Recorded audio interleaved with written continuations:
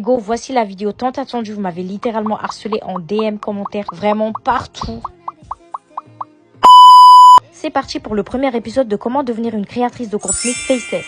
Mais avant tout, c'est quoi un créateur de contenu faceless? C'est tout simplement le fait de créer du contenu sans montrer son visage. On appelle ça le faceless marketing. Donc, le but est de réussir à construire et engager une communauté tout en faisant en sorte qu'ils s'identifient à toi, tout ça sans montrer ton visage. Donc si tu kiffes la création de contenu et que par exemple t'es trop timide pour te montrer, que t'as trop honte de ce que ton entourage va penser, ou tout simplement tu n'es pas à l'aise à la caméra pour le moment, prends des notes et surtout abonne-toi parce que je vais bien te coacher en fait. Donc déjà pour commencer, il faut que tu saches que même dans le faceless, il y a plusieurs types de créateurs de contenu, donc il faut clairement que tu choisisses ta niche. Quand je te dis niche, en gros, c'est quoi qui t'intéresse? Est-ce que c'est de la skincare, la beauté en général, la cuisine? Ça peut même être de la motivation, des gossips. Il faut savoir que ce n'est absolument pas mon premier compte faceless. J'ai développé énormément de comptes qui ont tous marché. Et pour moi, vous pouvez clairement vous lancer dans tous les domaines possibles. Il faut juste avoir les techniques. Par contre, je vous cache pas que c'est beaucoup plus difficile qu'un créateur de contenu lambda. Parce que forcément, on ne voit pas ta tête. Donc, tu es obligé de miser sur tout le reste. Donc, le montage, le hook, le storytelling et surtout le visuel parce que c'est ce qui captive en premier. D'ailleurs, vous n'êtes pas obligé de choisir une seule niche, mais il faut juste veiller à ne pas s'éparpiller. Pour ma part, par exemple, je suis plus sur de la beauté, conseils, lifestyle, déco,